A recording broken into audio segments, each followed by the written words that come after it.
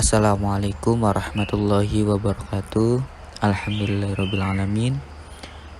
Kami dari kelompok D yang beranggotakan Alwanur Rozik, Ayu Purnamasari, Bella Khalimatus Sa'diyah, dan saya sendiri Dika Febriana akan mempresentasikan atau menjelaskan PPT berjudul Teknologi Peradaban dan Perang.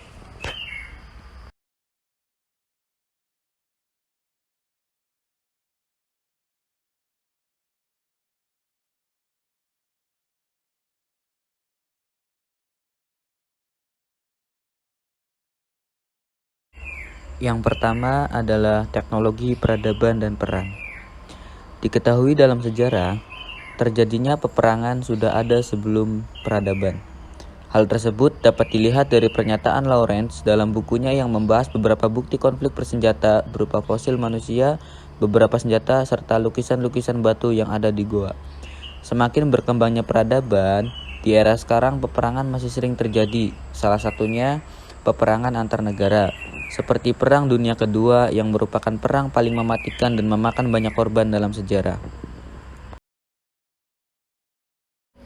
Selanjutnya yaitu tentang teknologi perang modern. Adapun teknologi perang modern ini diantaranya adalah yang pertama yaitu satelit luar angkasa.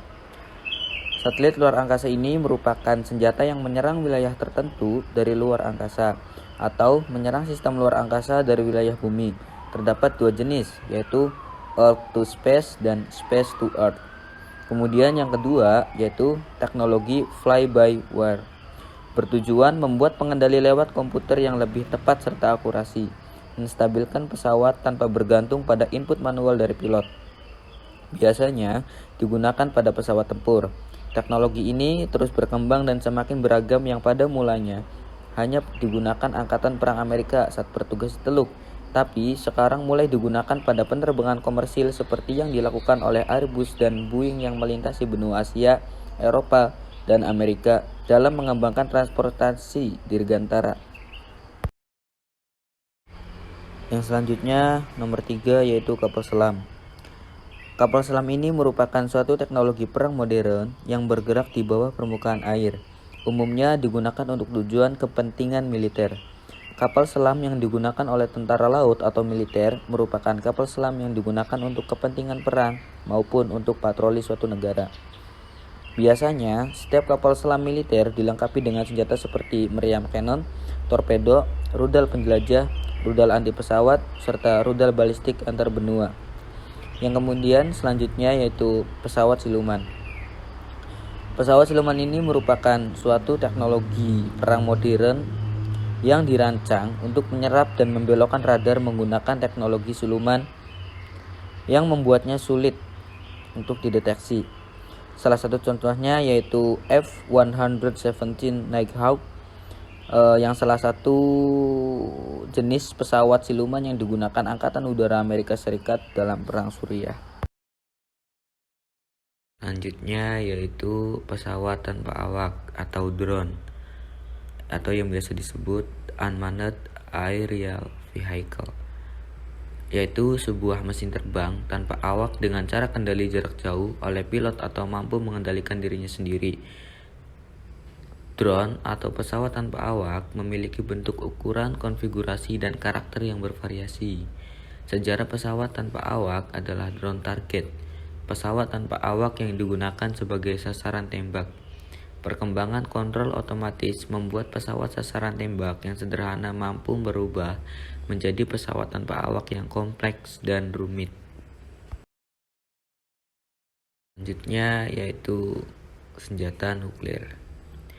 Terkenal lewat bom atom di Hiroshima dan Nagasaki, sejauh ini merupakan senjata yang paling menghancurkan. Senjata ini memiliki energi yang berasal dari reaksi nuklir, yang kemudian dilepaskan untuk menghasilkan ledakan yang luar biasa menghancurkan.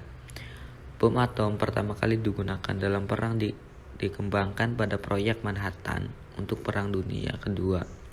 Proyek Manhattan yang dimulai pada 1939 menjadi program riset rahasia yang paling terkenal saat ini. Bom atom yang pertama diledakkan tersebut memiliki kekuatan lebih dari 15 ton.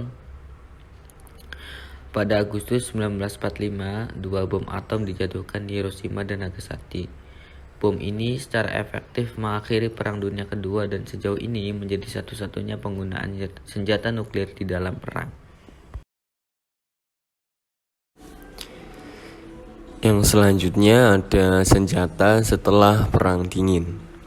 Kemudian terdapat beberapa perkembangan senjata yang terjadi khususnya setelah Perang Dingin, yaitu yang pertama ada railgun atau senjata yang memanfaatkan prinsip yang mengakselerasikan sasaran secara elektronik dengan interval 2 buah rel logam. Dan yang kedua ada sistem senjata sunyi dread.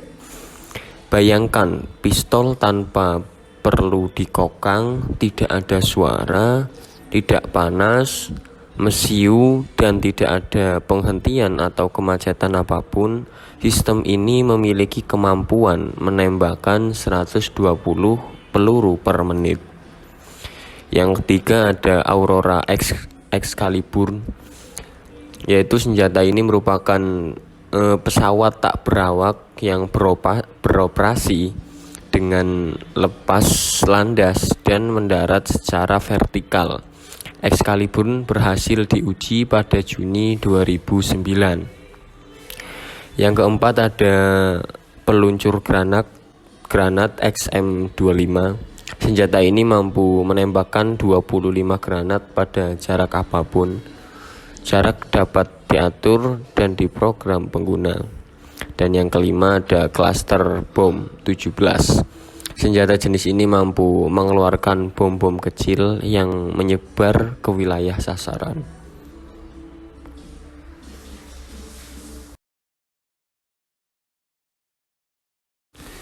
Selanjutnya ada evolusi teknologi militer. Dalam jurnal PLOS ONE pada Oktober tahun 2021 yang berjudul Rise of the War Machines, Courting the Evolution of Military Technologies from the Neolithic to the Industrial Revolution, Peter Turchin bersama tim mengemukakan dan mencoba mencari tahu kapan dan di mana teknologi militer muncul di masyarakat praindustri, serta mengapa teknologi penting dikembangkan atau diadopsi di tempat tertentu. Menurut laporan mereka, dengan data yang diambil dari SESHAT itu seperti basis data ya, secara global, pengaruh terkuat yang mendorong evolusi teknologi militer berasal dari ukuran populasi dunia, konektivitas antara wilayah geografis, dan kemajuan teknologi penting secara menunggang kuda atau pemahaman pembuatan besi sebagai alat. Temuan teknologi militer seperti senjata dan kereta perang memiliki efek pada evolusi budaya dan sosial manusia. Pada pembahasan evolusi teknologi militer yang selanjutnya, Creamer menyebutkan bahwa peningkatan populasi mengarah pada peningkatan perubahan teknologi. Tingkat pertumbuhan teknologi dalam suatu waktu sebanding dengan populasi global, sehingga semakin besar populasi, semakin besar jumlah penemuan teknologi yang baru yang diharapkan dapat dikembangkan pada periode waktu berikutnya. Contohnya kemajuan metalurgi dan pengolahan logam tidak hanya menyebabkan munculnya alat-alat baru seperti bajak besi, tetapi juga menjamurnya berbagai jenis senjata mulai dari pisau, keris, pedang, kapak, hingga munculnya senapan. Contoh lain, penyebaran kapak besi memfasilitasi pembukaan lahan pertanian dan hutan, sedangkan mata bajak besi meningkatkan kualitas pembajakan yang memungkinkan peningkatan produktivitas dan karena munculnya populasi yang lebih besar untuk mengembangkan inovasi lebih lanjut. Berikut merupakan beberapa faktor yang mendorong terjadinya evolusi teknologi. Yang pertama ada skala sosial. Di sini mewakili komponen utama atau PC pertama dari variabel C-SAT, yaitu populasi politik, wilayah pemerintahan, populasi pemukiman terbesar, dan jumlah level hierarki. Masyarakat yang lebih besar dan lebih kompleks, terorganisir dan produktif dalam suatu populasi atau wilayah akan memiliki lebih banyak sumber daya untuk menghasilkan penemuan baru dan menerapkannya atau mengadopsinya dari tempat lain, terutama yang mahal, seperti mesin pengepungan canggih atau benteng.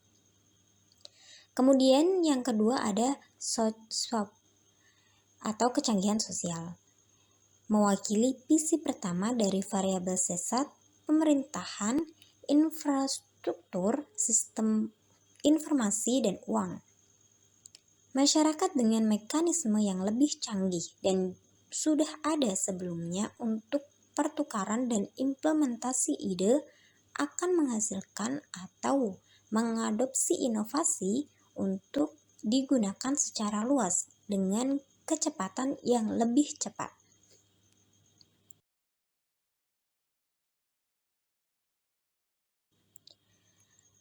Kemudian yang ketiga ada produktivitas pertanian atau agri, adalah perkiraan hasil dari berbagai daerah. Istilah ini dimasukkan di sini untuk menguji kemungkinan bahwa produktivitas mempengaruhi jumlah sumber daya yang tersedia untuk kemajuan teknologi. Skala sosial dan produktivitas memberi kita dua pandangan yang saling melengkapi tentang basis sumber daya yang dapat mendorong evolusi teknologi. Agri sendiri melacak basis sumber daya material yang mendasari di wilayah geografis tertentu yang diperlukan untuk mendukung pembangunan, termasuk evolusi teknologi. SWOT mewakili kecanggihan infrastruktur dan media pertukaran yang dapat memfasilitasi aliran ide dari penemuan, baik di dalam atau di luar masyarakat, hingga diadopsi secara luas. Berikut juga ada teknologi selain persenjataan yang muncul akibat perang. Ada teknologi suku cadang atau underdill. Nah, pemakaian suku cadang pertama digunakan oleh produksi kapal oleh negara Kartago dalam perang yang pertama melawan Republik Romawi. Di sisi lain, Cina juga mengembangkan suku cadang pertama untuk busur crossbow pada era sebelum Masehi. Kemudian ada teknologi makanan dalam kemasan. Dalam usahanya untuk menyerang Rusia, Napoleon Bonaparte mengadakan sayembara untuk mencari solusi agar dapat menyimpan makanan dalam waktu yang lama. Nah, kemudian Nicholas Appert mengembangkan pengawetan makanan menggunakan kemasan kedap udara dengan botol bening yang kemudian menggunakan kaleng timah pada tahun 1809.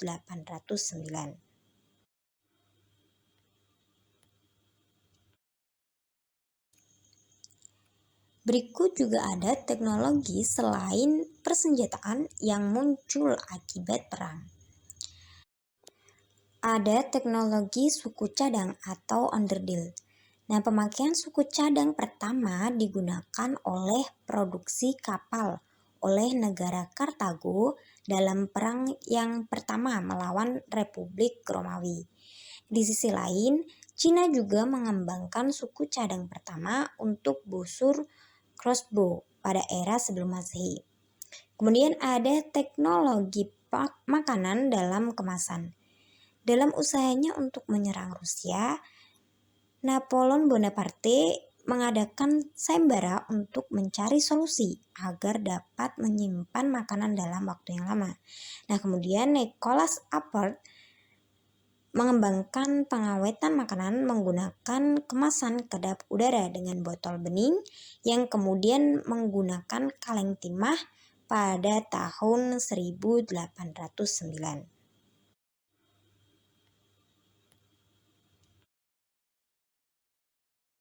Selanjutnya yaitu teknologi komunikasi jarak jauh.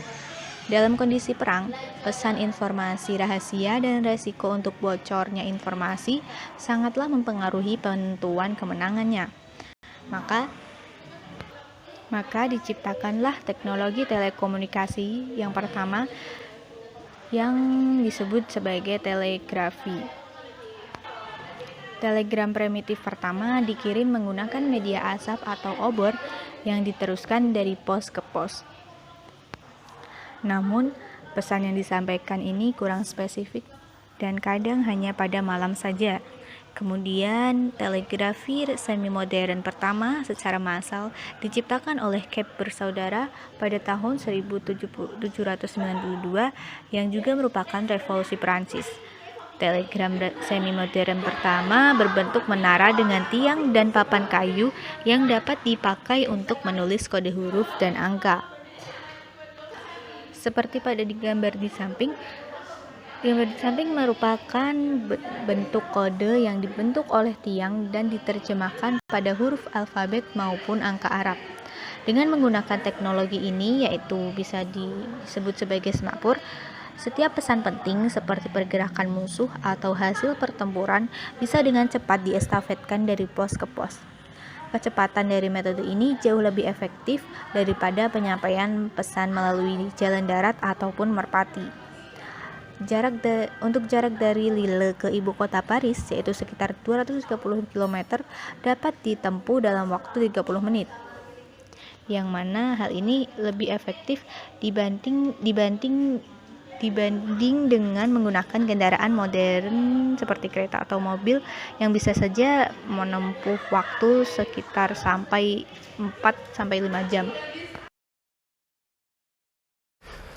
Yang selanjutnya ada dampak perkembangan senjata. Dampak perkembangan senjata sendiri dibagi menjadi dua, yaitu ada dampak positif dan dampak negatif. Yang pertama, dampak positif. Dampak positif dari perkembangan senjata yaitu meningkatkan kekuatan militer suatu negara, kemudian meningkatkan keamanan dalam negeri, dan melahirkan jenis usaha baru yang bergerak di bidang persenjataan. Dampak perkembangan senjata yang selanjutnya adalah dampak negatif. Adapun dampak negatif ini antaranya adalah yang pertama, menyebabkan rusaknya ekosistem. Kemudian, yang kedua, munculnya pencemaran lingkungan. Terus yang ketiga, meningkatnya kriminalitas dengan menggunakan senjata modern.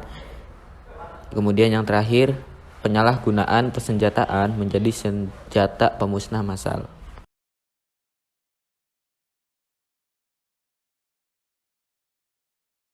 Mungkin cukup sekian pemaparan dari kelompok kami. Bisa dapat disimpulkan bahwa peradaban itu sendiri yang mengiringi perkembangan teknologi. Begitu pula pada teknologi perang.